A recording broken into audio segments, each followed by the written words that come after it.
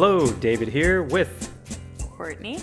And this is a very special episode of the Post-Race Podcast, kind of a year-end wrap-up or recap, if you will.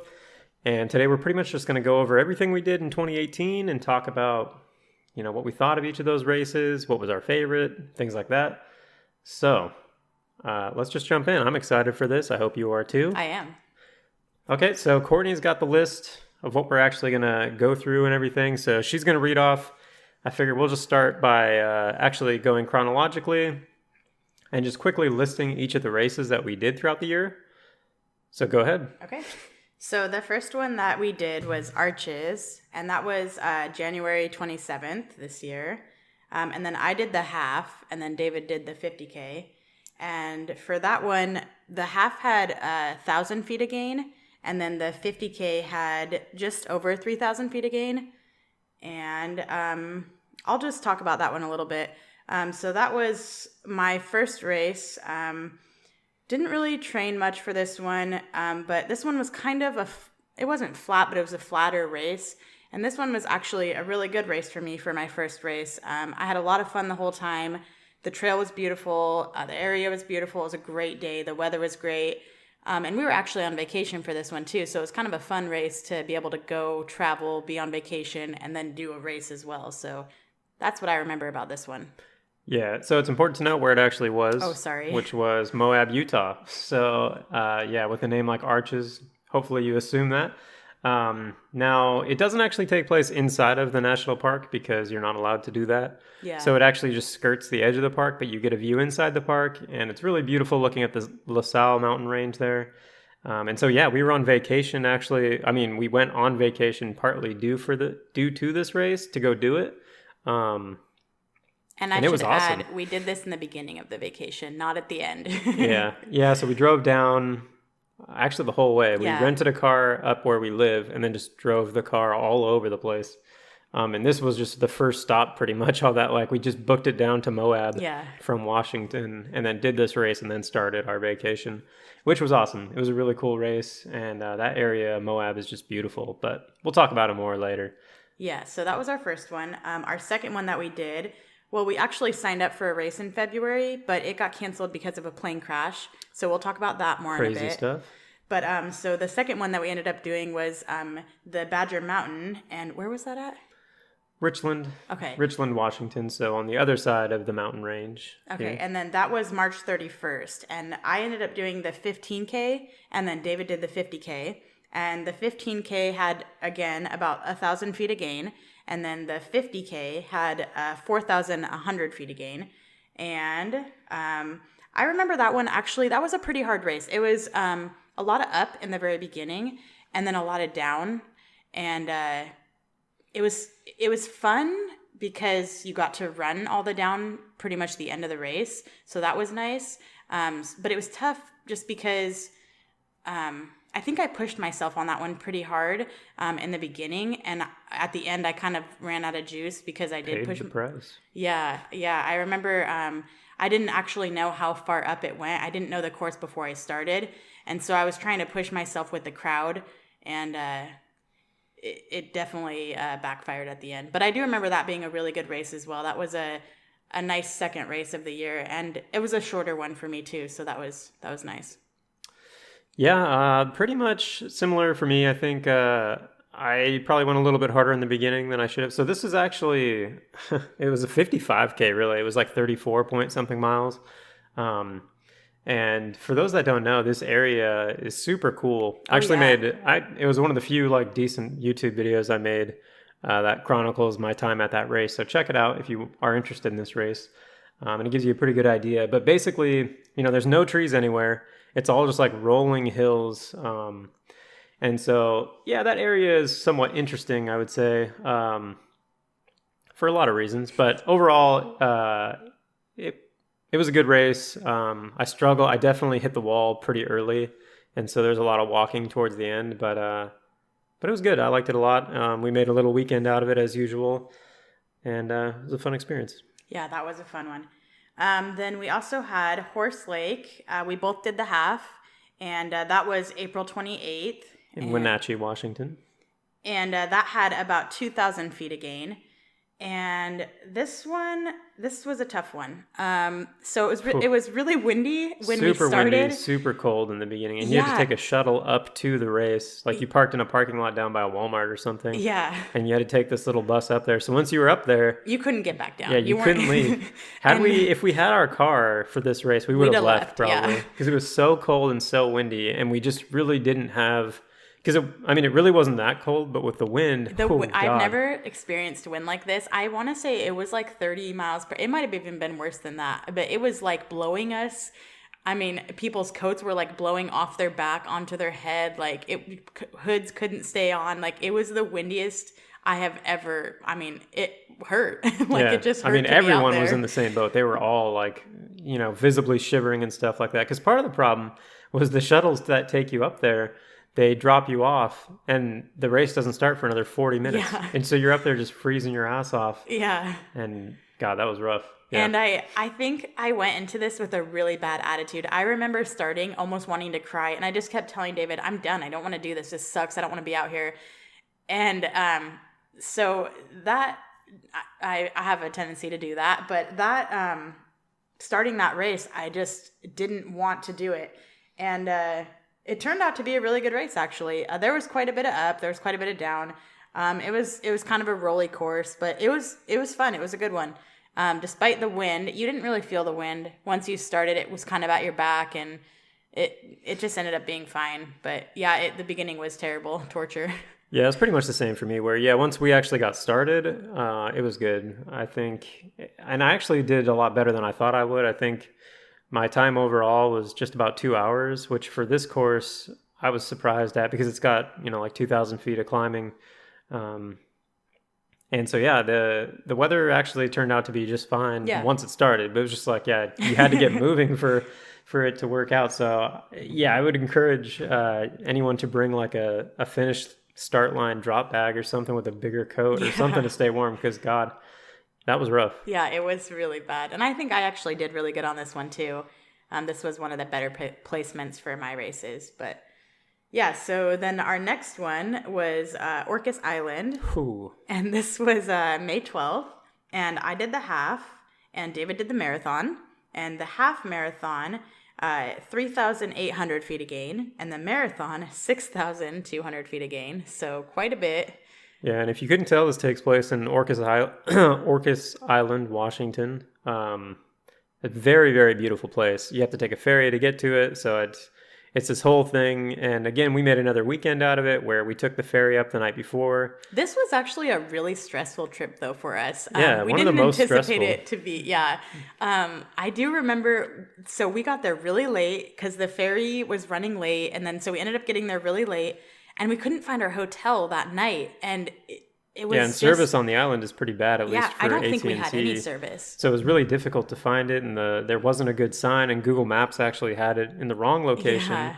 So we spent probably like an hour just driving around the island trying to find our hotel, which was like this little kind of shitty cottage like hotel thing, which, it was nice once we got to it, but it was just kind of... Yeah. It was it was stressful. It was like, dude, what do? We can't leave the island now because there are no and we couldn't find our hotel, and the race started kind of early. It wasn't early. I think we probably got up at like 5:30, 6 o'clock maybe, and I don't think we went to bed until like maybe 1 o'clock. Like we hardly got any sleep. It was awful. Yeah, which probably, because I did pretty bad that race. Like I felt like shit almost the entire time. So I was either sick or maybe just sleep deprived. I don't know, but I definitely struggled the whole race. Like I just never felt right. Like my stomach was kind of messed up, and I just didn't feel too good. What was cool though is we met Candace. Oh, that's right. So that was, she even drove us to the start. Yeah, like so this is a destination trail race put on by Candace Burt. Yes. The famous 200-miler race director. Yes. And so anyways, we parked kind of out of the way. Which we thought actually was the start because we saw Candace running. Yeah, so we're like, oh, okay, that must be the start. So we parked over there, and, as we're getting our stuff out, she's like, hey, do you guys want to ride to the start? Because it's like a mile or two down the road, and there's probably not parking there now. Yeah. And we're like, oh, shit, yeah, sure. So we hopped in her truck, and, she drove us there and was very nice, and we talked to her a little bit on the way, so I think that was very cool for Courtney. That was really cool. She kind of idolizes her, so. But it was cool for me, too. I had a good time, and... It was cool meeting her. Yeah, that race for me, I remember really being scared in the beginning. And then I met these three girls, which I actually still talk to now. But I remember being really scared in the beginning. And then these girls, we all started talking. And then the race started. And we didn't run together or anything. But what was really cool was that at the top of the race, I want to say, I don't exactly know, maybe like 2,000 feet up. I'm not entirely sure.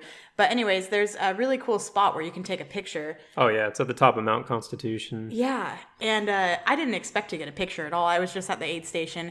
And coincidentally enough, Beth, one of the girls, was up there. And she asked me if I wanted a picture. And it's probably my favorite picture that I've gotten just because I don't get a lot of pictures in races. And it's really pretty, the area, too. So that was just a cool race to be able to meet three girls. And it was fun. Yeah, looking back on it, it's like, oh man, that was great. And I would definitely, it should be a bucket list race for people, in and around the area because, it is organized very well. Mm-hmm. Candace does a great job with all of her races. And the area itself is just gorgeous. I mean, especially if the weather is right, which it can be iffy, hit and miss on that. But the weather was good that day, almost perfect. And the area is just super beautiful. And it is hard. It was hard. The marathon, that was the hardest marathon I've probably done. I've only done 2. They both were on islands, coincidentally.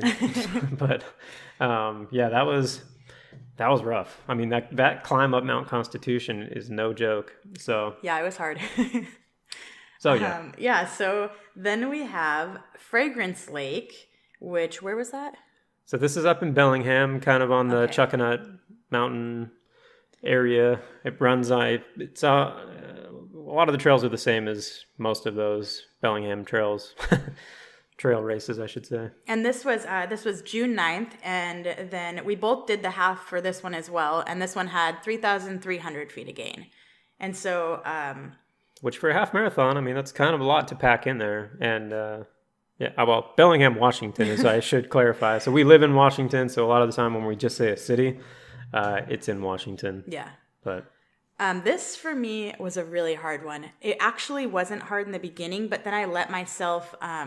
So I looked at the race report before this. I looked at the profile, and I thought for sure the first half of this is going to be all uphill, and then right after that it's going to be smooth sailing. I'm going to be able to run a lot of downhill, and that's not what happened. And so if you look at the elevation profile, that is what it looks like. It's just like a gradual, pretty steep. You're like, okay, the first half of this race is going to be rough. Like up until about mile 7, which there was an aid station up at mile 7. Yes. And then after that, it's like, okay, it's smooth sailing. Like you can pretty much just bomb down the next like half of the race. And so that's what I thought was going to happen, and it didn't. And so I was smooth sailing in the beginning because I knew it was going to be hard. So I had a good pace for myself. I was doing really well.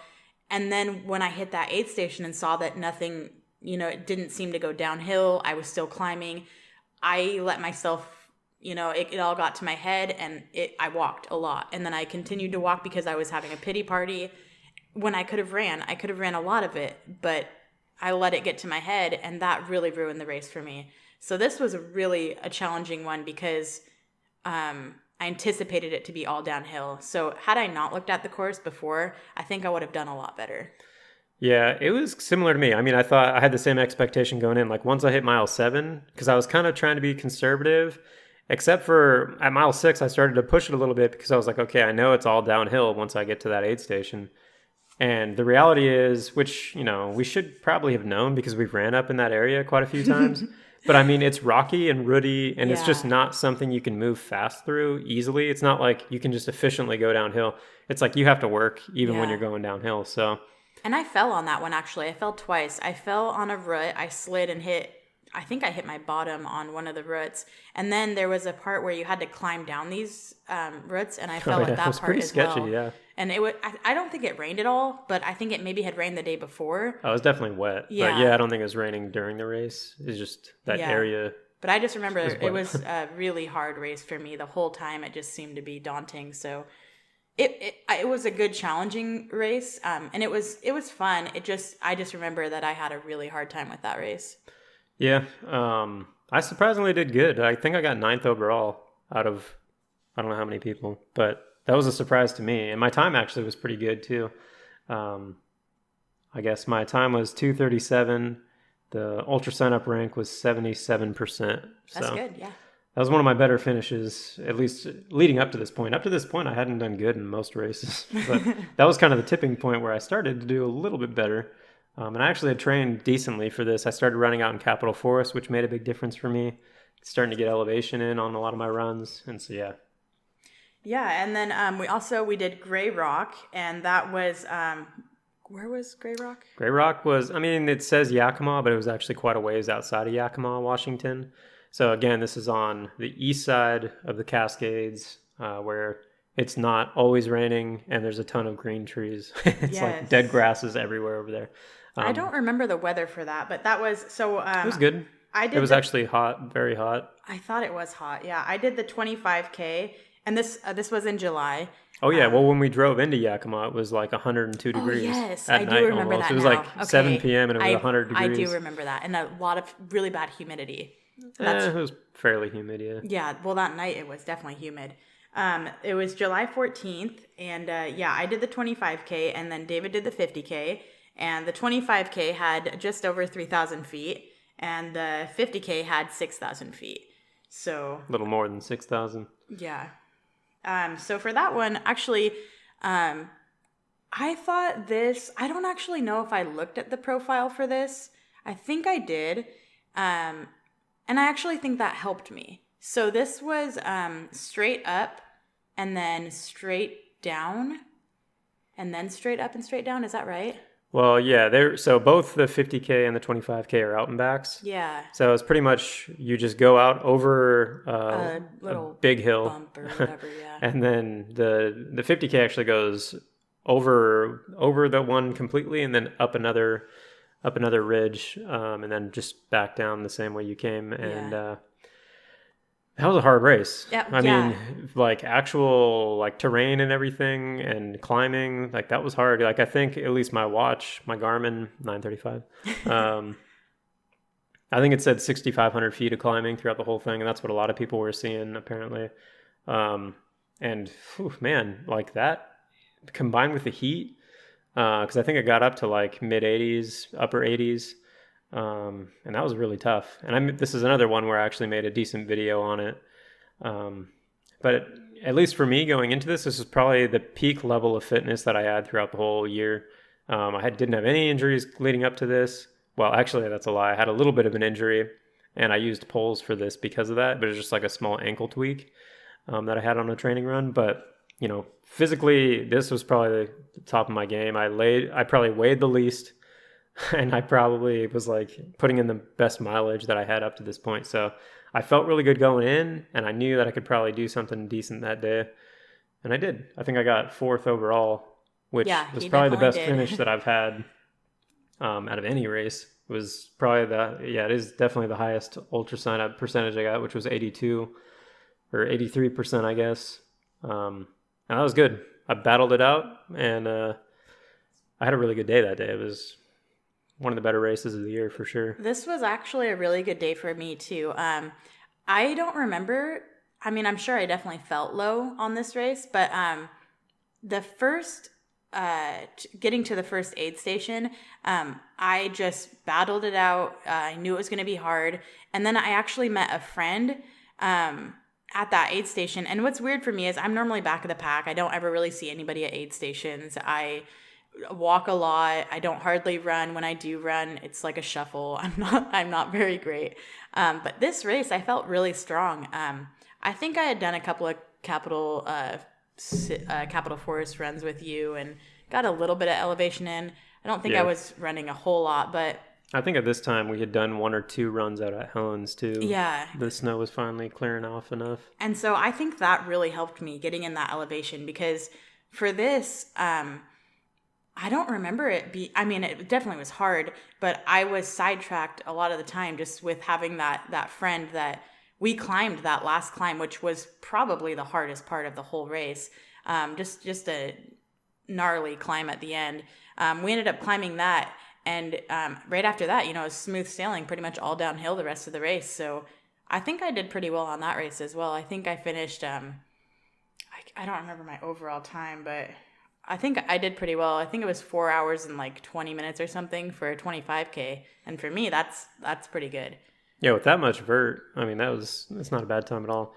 This was one of the first races where I met somebody that I actually talked to for a long time. I mean, half the race we ran together and just chatted. It was this older guy.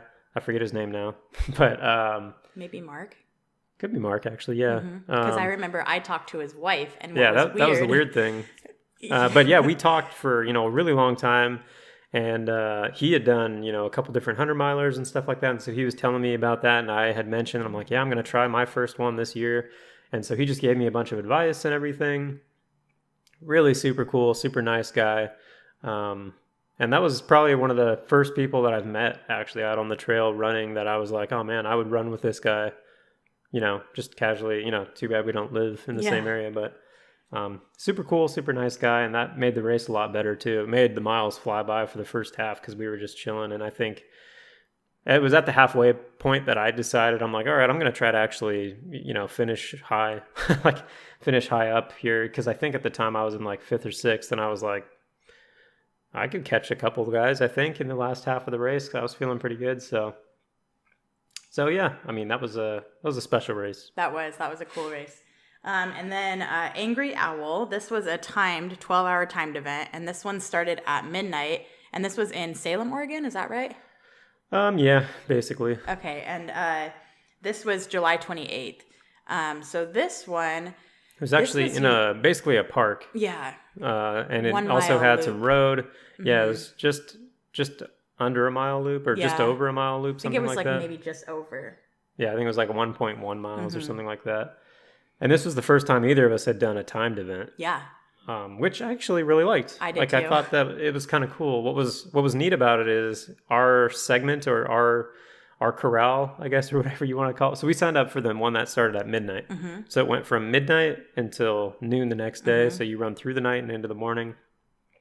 And I mean, really, both of us were just like kind of wanting to test. I mean, I wanted to use it to test like my overnight gear and just like my mental fatigue on when you're running through the night and stuff like that, and the sleep deprivation side of things. So I just wanted to prepare for my 100-miler, and I thought that this was a good place to do it.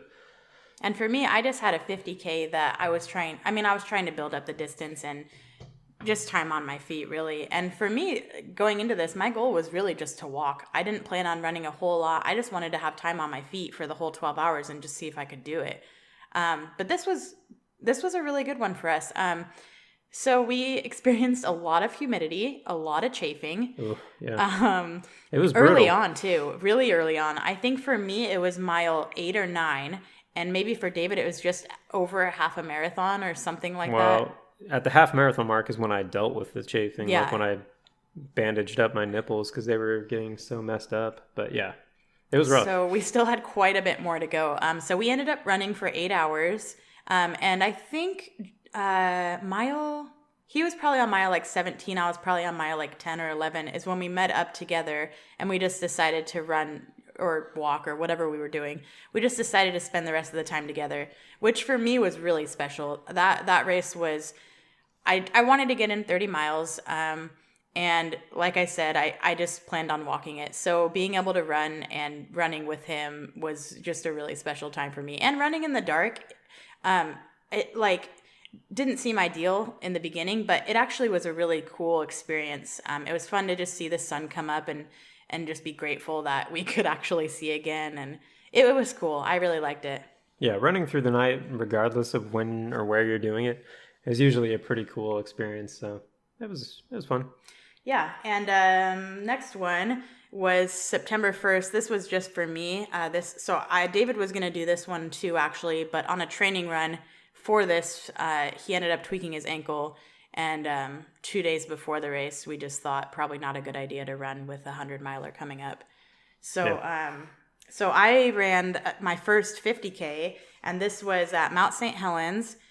This was the Backcountry Rise, and this was September 1st. This one had 8,100 feet of gain, and this was hard. It's a gnarly course. I mean, the area itself, while it's super beautiful, I mean, probably one of the most beautiful places you can go to run. Yeah. I mean, especially that section that you did is very remote. I mean, it's in the backcountry.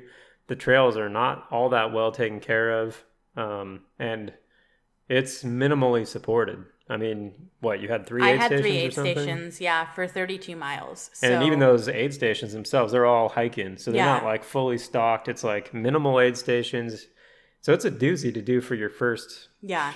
ultra. I was scared. I went into it. So I signed up very, very early on in the year, and I didn't know what I was getting into because I hadn't really ran much at all. And I knew that 8,000 feet was hard, but I didn't know how hard until I started training. And it was hard. It was a really hard race for me. I did really well mentally until about 13 miles.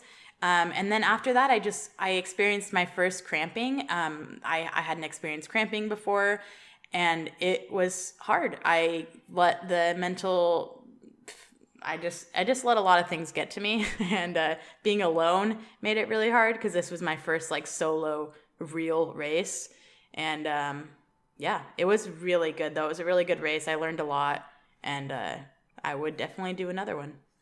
Yeah, and this was the first episode of the podcast. Yeah, Was going over this race. So I would mention in August we tried to do the Squamish 50-50. Mm-hmm.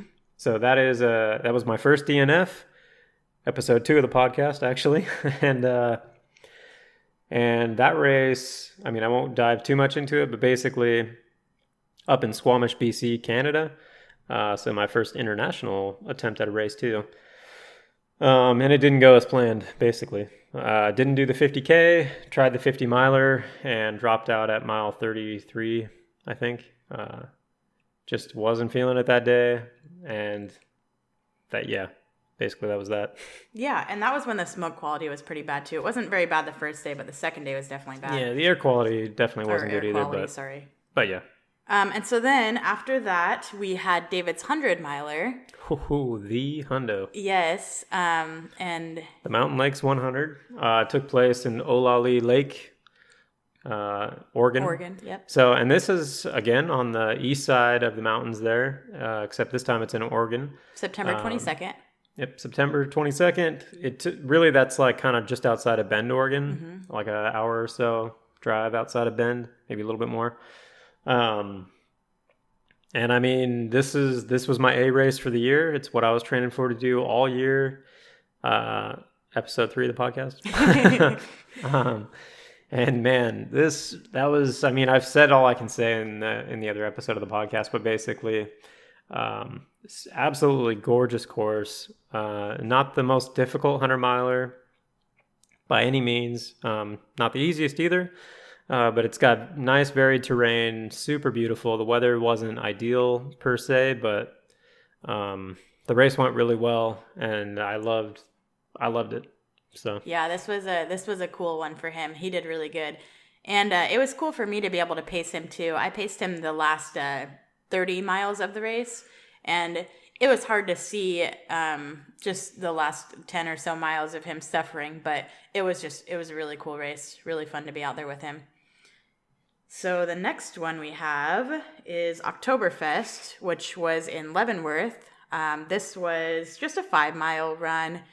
This was seeing if our legs still work. Yeah, I hadn't ran a whole lot after my 50K, and he obviously had just finished his 100-miler. I mean, let's be real. This was just to go to Leavenworth to get brats. Yeah. So this took Leavenworth, Washington. Which, for those that don't know, first of all, episode 4 of the podcast. But there's brats and brews, and it's this little Bavarian themed town that's really cool, really awesome. I'd encourage anyone to check it out. But yeah, it was kind of a shitter race that we just went down there for Well, and we were trying to get in a race every month, so this just happened to be something we wanted to do just because it was in Leavenworth, so yeah, worked out. Yeah. Much like the next race, Yep. which was the Klickitat Trail Half, which that was our last episode of the podcast. And again, not much. I mean, these end of the year races, there really isn't too much to talk about. It's just kind of making sure the legs still work, and there's not all that much to see. Like both of them, we just drove out there the morning of, pretty much. I mean, so yeah. All right. So now, having said all of those races, what would you say was your favorite? It's tough. like from an experience side of things, I like to push myself each year, and I try to do something that I haven't done before, whether it's, a really challenging race, based on elevation and things like that, or just notoriously challenging. Like the Bigfoot 100K was one that I thought was cool to do last year. And this year that was the 100 miler. So I figured, especially after doing the 100K last year, I thought, I know I have the mental strength to do it. It was just a matter of like putting together a decent enough training block to actually make my body able to do it. But I knew my mind was there.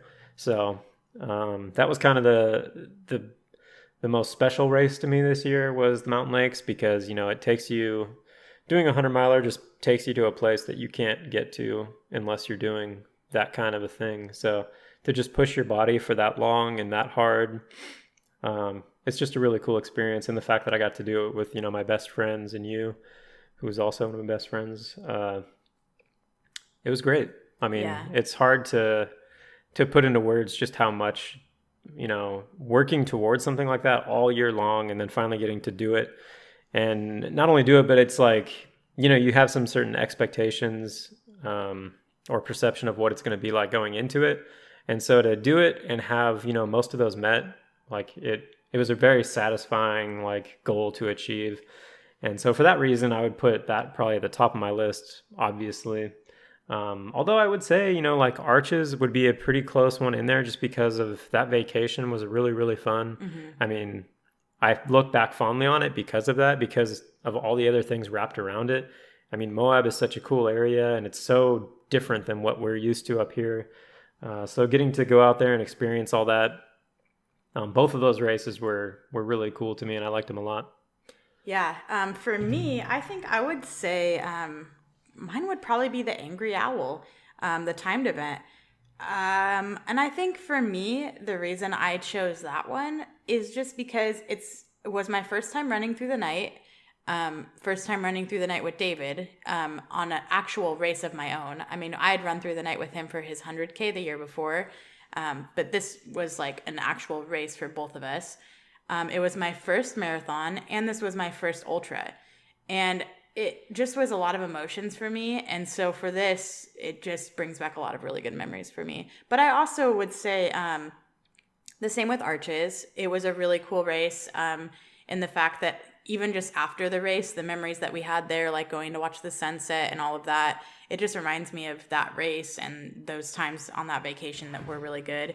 And then, not to choose every race, but my 50K was also a really good one just because I don't do a lot of races that are hard by myself. I generally do them with David, or I choose an easier race that I know that I'm capable of doing, whether I walk it or not. And this was something that I had trained the whole year for, not well, but I did train the whole year for it, and I succeeded. It was my first goal where I did something I said I was going to do, and that meant a lot to me. So that was a cool race for me as well.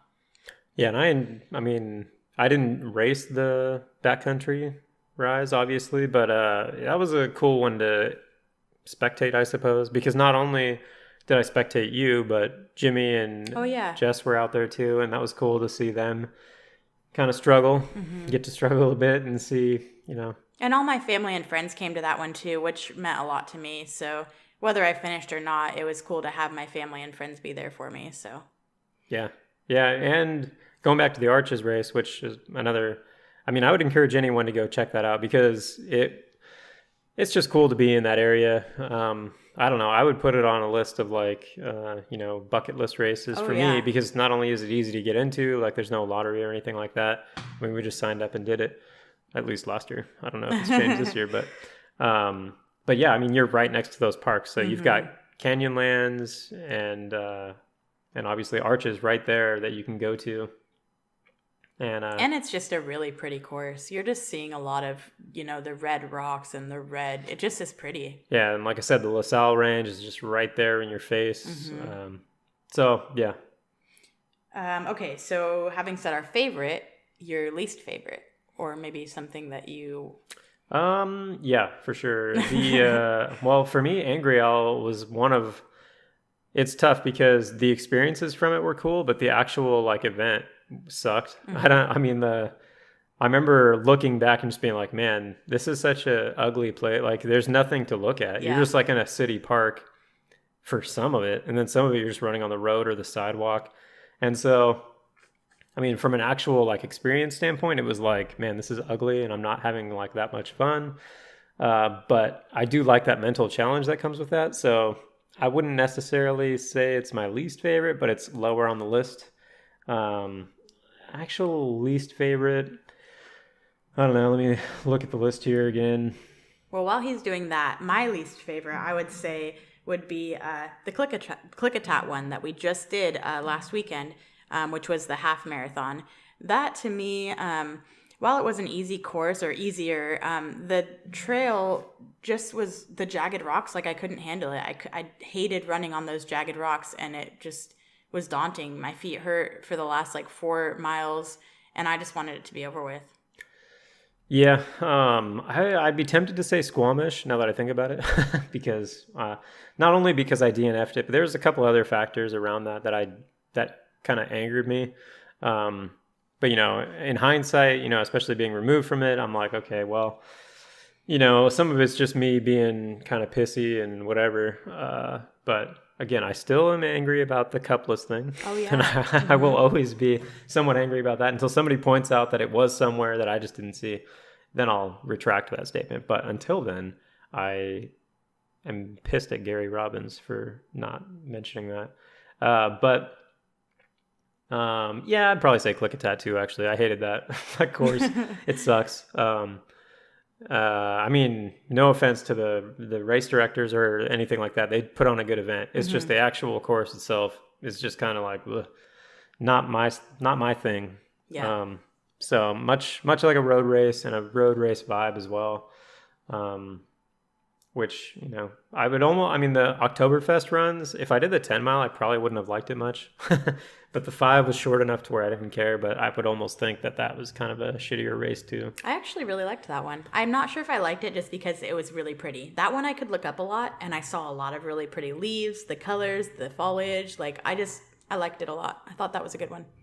Fair enough. I mean, I do love Leavenworth. It's just yeah. Yeah. But yeah, I'll agree. Click-a-Tat was my least favorite. I'll put that firmly in as my final answer. All right. Well, what would you say was your hardest? Oh boy. Mentally, physically.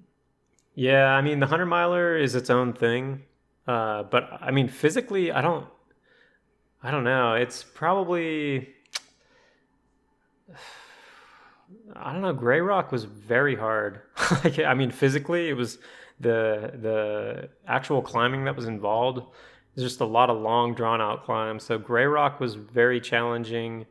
Badger Mountain was challenging in a lot of ways too, because there was a mix of road and I don't know. It's close between really the 3 50Ks that I kind of did in the middle of the year: Badger Mountain, Grey Rock, and I guess it was the marathon, the Orcas Island. All 3 of those had like similar elevation, and similar and it was just like all 3 of those were pretty difficult. But if I had to pick one of those 3 to like put a pin in like the most difficult, I would say Grey Rock is probably the most challenging out of those, especially with the weather that we had and everything.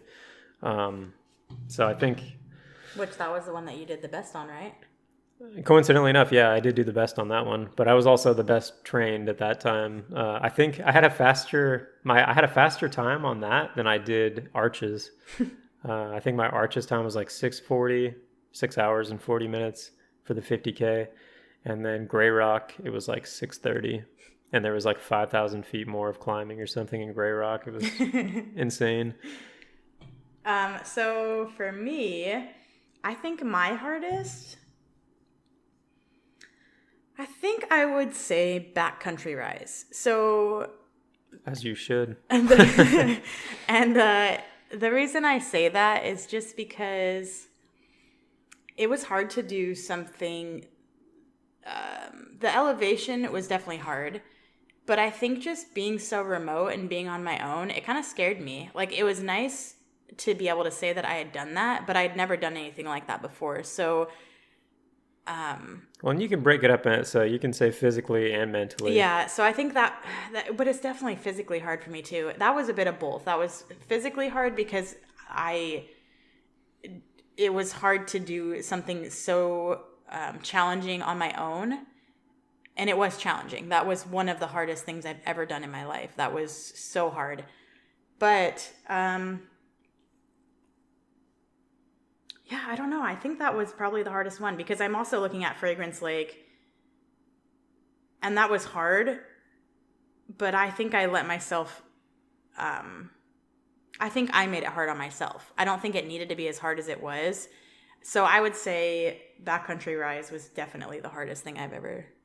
Which makes sense because I mean that is a difficult looking race. I've ran sections of that area and I know it can be hard. So, but it was also it was by far the prettiest. I mean, if there was any race that you would tell me like where would you recommend running, that would be it. I mean, it is. I've never seen views like that in my life. It was so beautiful, but yeah, it was so hard. Yeah, understandably so. And I think, I don't know, for me mentally, actually, so I was talking more just in physical terms of like difficulty of the course, I thought, which Squamish should be up there too, but I kind of didn't want to say that because I didn't do the whole thing. So it's hard for me to actually say like the difficulty of it. But again, Squamish is notoriously hard. Mentally, I would say Squamish was the worst for me just because I don't really know why per se, but I mean, there's a bunch of factors, and I let them get to me, and so mentally, that was for whatever reason, that was just a really challenging day, and luckily, I learned from that. So I think, I mean, luckily, the things that I learned from that failure, I think helped me a lot in that 100-miler. I don't know if I would have done the 100-miler to be honest, if I hadn't experienced those kind of failures. So I think it's important to learn from that anytime you can do that. And I was lucky enough to do that. So, yeah. Okay, so what about, I don't want to say the easiest, but I guess the easiest. Yeah. Well, I mean, easiest. I mean, yeah, mentally, dude, I would almost say my 100-miler just because I Really? knew, well, failure was such... the only way I wasn't going to do that is if I couldn't physically walk anymore. So it was like mentally I was so locked in, like I knew this was happening as long as my body held up. So mentally I was fine for the most part. Like I didn't really go to that many dark places. There was a couple times where I'm just like, oh man, this is like, I'm going to be out here a while, but mentally I was pretty checked in. But as far as actual like course easiness, I would put Arches up there as one of the easier ones for sure, which is nice because it's also beautiful. And there isn't like any ridiculously hard sections. It's just like a nice, flowy, smooth course. I think I would probably agree with that.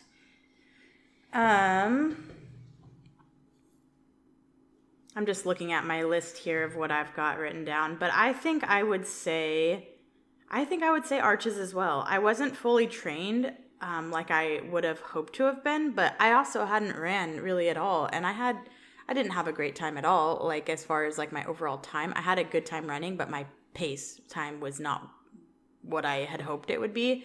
But it wasn't terrible. I think I was sitting around 13 minutes per mile, and I was happy with that. So I think I would say Arches as well, I believe. What about, well, we kind of already touched base on this, but our best placements in races, which I don't actually know if I said my best placement, but one of the races that I felt I did really good, and actually looking back on the Ultra website, was my Gray Rock 25K. Actually, that one had 3,000 feet of gain, and I think having met that friend, we were able to just power hike the rest of the end of the last, like, I don't know, maybe 5-ish miles together up that gnarly hill, and then from there on, my friend that I had met, Tammy, she took a hard spill and she hit her head on a rock. And I was really scared that I wasn't going to be able to finish the race and that, she was going to have some blood and it was going to be a scary thing. And luckily, she just broke her glasses, and she got up and was fine. Well, I mean, it could have been a lot worse than that. She hit her head hard on a rock. So all that ended up happening was I actually don't know if she did hit her head. I think she was very close to hitting her head. Either way, it was really scary. And she ended up being just fine, but we walked quite a bit of that downhill because I just wanted to make sure that she was okay. And we had already spent so much time together climbing that hill, I didn't want to just head out. But even having walked that, I finished really strong, and that was a good race for me. I was really proud of myself for having climbed and feeling good pretty much the whole race and just being confident in myself. That was a good race.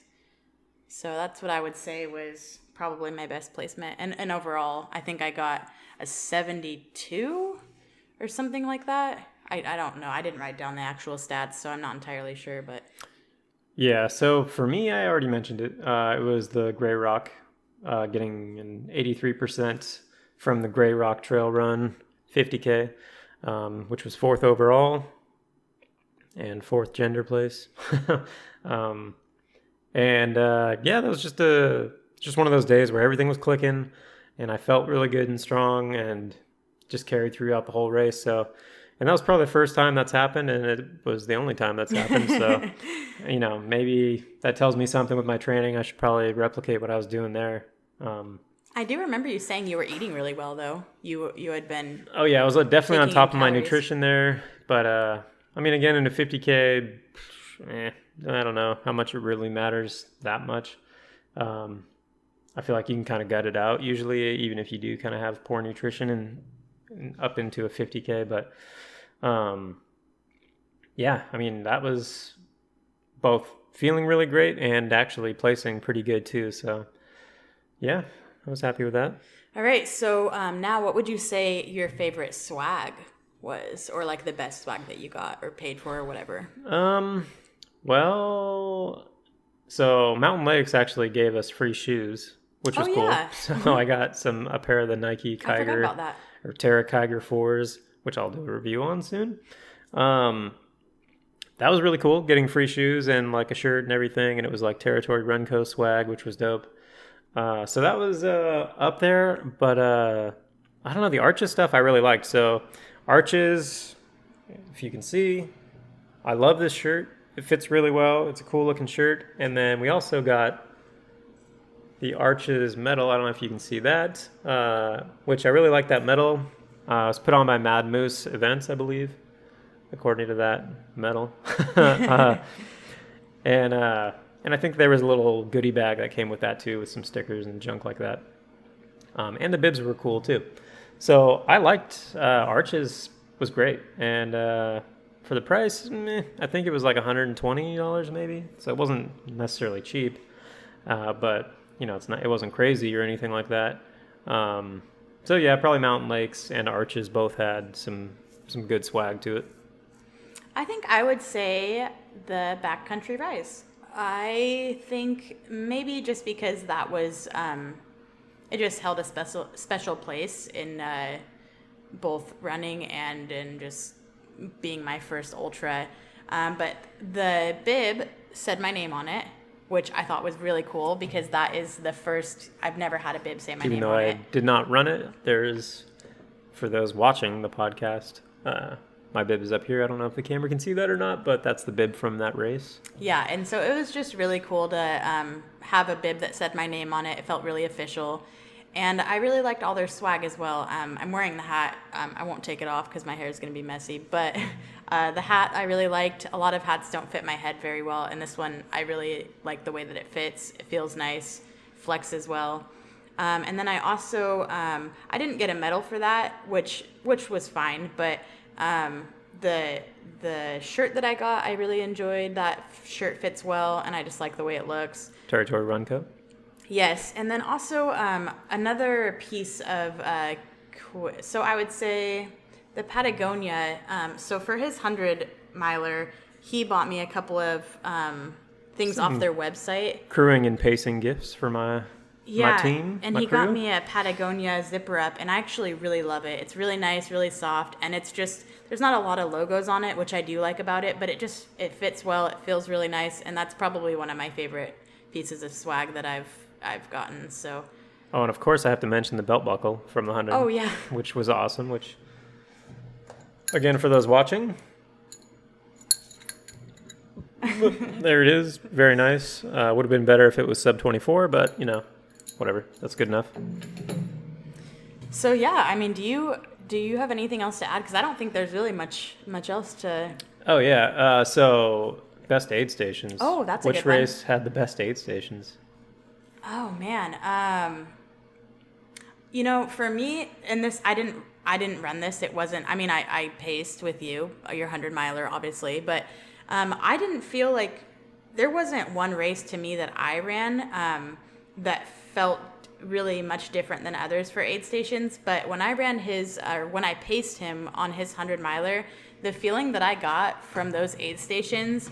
And I mean, I wasn't running, I was pacing. And it just, like, even for me, feeling little lows, like, coming into those aid stations, those people knew exactly the right things to say, because what they were saying to David, it just helped, any doubt that I had, or, just any hard times that I was feeling, that helped me too. So, and the food that they had there, and just those aid stations at that race were just incredible. The mountain lakes, that was by far the best aid stations I'd ever seen. Yeah, and I would definitely second that. The Mountain Lakes 100-mile Go Beyond Racing puts on great events, especially the 100-miler events. I mean, the people that were volunteering and everything, they all were super nice. Just, yeah, they made that race they make it what it is. So, and the food, of course, was awesome. And yeah, I think aside from that, I would say Badger Mountain actually had really good aid stations. I think part of that is because they did have a 100-miler going on at the same time. And so, us little 50Kers got to take advantage of those 100-miler aid stations. So I got quesadillas and things like that. So that was cool. And then, yeah, I mean, the rest was all just kind of regular ultra fare, or, they were hiking aid stations at some of the other races, so they weren't all that great. I was actually really disappointed in the Backcountry Rise aid stations. I thought, well, they tell you they're hike in. I know. So you should have known. I know I should have known. It just was like a bummer to not have tailwind, or like, I don't know, it just seems like and I was the back of the pack. So of course, I'm sure they definitely had it in the beginning. I just ended up coming too late to,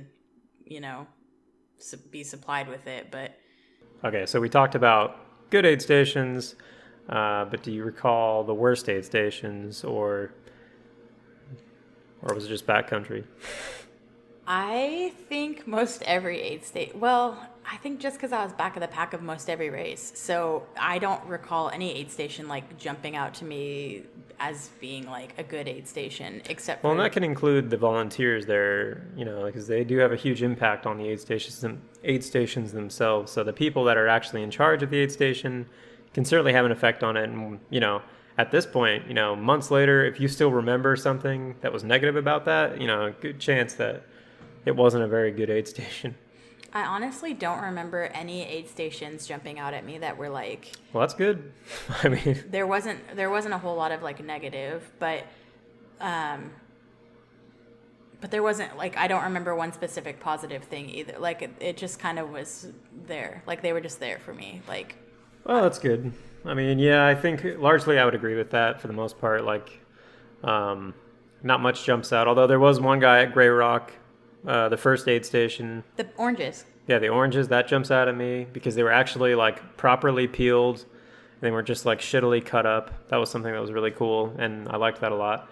But as far as like negative aid stations, I mean, I mentioned it on the podcast when I was bitching about it, but the Squamish, again, I was going to say Squamish, but I didn't do that race, so I didn't want to. Yeah, for sure. I just had some bad experiences there, and the volunteers weren't super friendly, and, I don't want to pile it on, but basically that was probably my worst, the race that I thought had the worst. Well, and the only reason I would have said Squamish is because I sat at a lot of the aid stations waiting. I mean, I didn't really sit at them, but around them, waiting for David to come through, and I just heard a lot of the interactions. And Yeah, and to be fair, Squamish had the volume of racers they have compared to these other races is much higher, so they're dealing with way more people or more traffic. So, I'll cut them a little bit of slack for that, but at the same time, if I had to mention which is the worst, I would say Squamish out of all the ones that I did. Which brings me to my next question. Is there one that you thought was organized the best and one that was organized the worst, or don't really care, don't really remember? I'm trying to think back. I don't feel like any of my races were, I wouldn't say anything was organized bad. I think I actually enjoyed Orcas Island. I feel like Orcas Island was, for some reason, that's standing out to me as their aid stations being fairly nice. And I don't remember exactly what was at the aid stations, but I remember I felt like I had a good time there. I felt like they made me feel special. Like they made me feel That's not good. necessarily like everybody else. And I don't remember particularly like what had happened, but I do remember thinking that. And probably just because the area was really cool, just for that top aid station. What was that called? What climb? Mount Constitution. Yeah. Highest point on the island. Yeah, I think, I was talking more in terms of like course marking and like, was it obvious that there was any place that, this was the first time they were doing the event or anything like that? That makes more sense. Because, there really isn't any one race I would shit on that much about, the organization of it. Even Squamish, like I said, I think, the volume of runners they have, they do a good job with what, I don't know if anyone could be doing it better aside from mentioning that it's cupless on their website, which hopefully they do now. But anyways, there wasn't any race that I was like, man, this is just really poorly put on. I don't think I felt that way either. Yeah, obviously I would say the 100-miler is the best event that I saw in terms of like organization and stuff. They did an amazing job. And I don't know what I think I would say Orcas Island was what I felt was put on the best. The markings were definitely good, and there's a lot of like interwinding or, intersecting trails and things like that. So I do remember Orcas being marked very well. I got lost on Backcountry Rise, and it wasn't anything to do with the markings. It was just, I just didn't see a marking because the way that they had set it up, it was probably, I'd say like every, I'm not going to say 100 feet. It was just lax, I feel like, with the markings. But there wasn't a lot of turns either. But it wasn't, I don't know exactly how to word this. So there was a couple of junctions, and on all of the junctions leading up to the part where I got lost, there was markings. And then on this junction where I got lost, they didn't have any markings. And so it confused me because I wasn't sure if I was to turn or just continue straight. And then when I did go straight, I didn't see any markings for about a half a mile. So that was a little weird, just because it was a turnoff that you could have possibly made. And so it would seem that there would be markings. And it could have been tampered with. I'm not entirely sure. There was bathrooms right there too. So, it could have been a spot where somebody just took off the markings, and that happens all the time. But yeah, that would be the only thing I would say. Everything else seemed to be marked fine for all of my races. I never got lost on anything else. It seemed fine for me. And I get lost very easily. Yeah, I don't think there was any course marking issues on any of the races we did that I can recall. So overall, I guess to wrap this up, out of all the races we did, is there any that, if somebody asked you, like, if there's one race I should do this year that you did, which would it be? I would say Arches. Or Orcas. Orcas Island. Yeah, I was actually kind of leaning towards Orcas just because of the experience around it. It is cool to go out there and take the ferry and everything like that. It can also be really stressful, though, so be prepared for that. Yeah. That might have been the most stress that him and I have, had before a race, and, tried not to, have that get us angry at each other. And yeah, it's something you got to watch out for, especially coming up through Seattle. Yeah. like we did. I mean, the traffic on the I-5 corridor is just so bad, like on a Friday, you know, which is when we would typically go up to do these things. So that's something you have to watch out for if you're going to do a race like this. And if you fly into Seattle or something like that the night before, you got to watch out for it. So, but that would be one that you could definitely make into a vacation very easily. You know, if you're going to come up and see the Pacific Northwest, that's a cool one to do. And it's definitely memorable. Oh yeah, for sure. And like Courtney said, I mean, it's put on very well. It's organized greatly. Candace is awesome. You might even be able to say hi to her. Yeah, who knows? She might pick you up with her truck. Yep, it could happen. I think, yeah, I mean, I'd probably say that as well. Orcas Island. And then I would put Arches in there, probably second place. It's just so pretty in that area. You just have to do it. Just that Arches area. Yeah, I mean, Moab is so awesome. To be fair, though, there may be other races around that area that I just don't know about because, you know, we don't live in that area. So there could be, you know, other races that are just as good. Yeah. Who knows? Maybe better. I don't know. But, you know, from what we did, I thought it was organized well, you know, friendly people. And the course was pretty cool to see. Obviously, I would say Mountain Lakes. That should just be a given. You know, if you're going to do a 100-miler, I think... You should love it. Yeah, it's a great, I mean, saying beginner 100-miler is kind of a weird thing to say, but I mean, for your first 100-miler, at least, it's probably a good intro to the distance. Yeah, I guess that's it. I don't know if there's anything else really to talk about this year. I think I'm really happy with everything we got to do. I don't think there was anything we really wanted to do that we didn't. I don't think so either. I was excited to film this podcast just to be able to talk about everything that we had done because this was a really crazy year for me. Yeah, so I wanted to say if there was a regrets section or something, you know, like we didn't get a chance to do.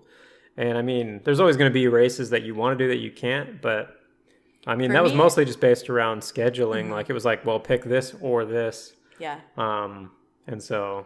There's not anything I regret, although I would say that I do regret running my races slow. Like, I feel like looking back now, there's a lot of races that I walked a lot where I could have ran. So that's what I would say my regret would be.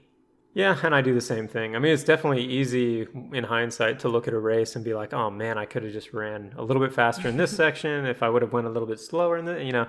So I think there's no reason to beat yourself up over that, but and yeah, it's just not good for anyone, I think, to look back like that on a race per se. But, you know, there's always room for improvement with any race, and we can definitely learn from that. So overall, I'm pretty happy with the whole year. Yeah, and me too. I'm really looking forward to 2019. Hopefully I get to keep on doing what we're doing. And yeah, I guess that's it. Yeah. The next podcast will be the 2019 preview.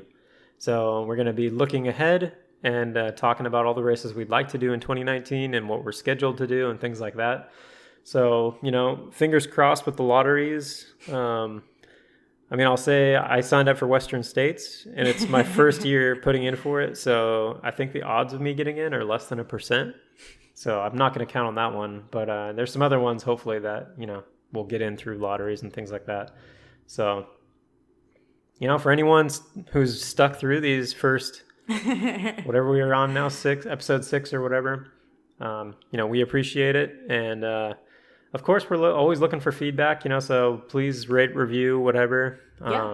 Hopefully you can find this on iTunes or Android Play, whatever the Android equivalent is and things like that. So, you know, please let us know how we're doing and what you'd like to see in the future. We're open to improving. Yeah. So I guess that's it. And thanks for a good 2018 to Courtney.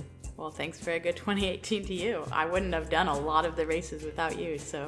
Oh, I know. Believe me, I know. Okay, well, I guess that's it. We'll wrap it up. Thanks for watching or listening. Thanks, guys. And we'll see you next time. See you maybe next year. Yeah. Bye. Bye.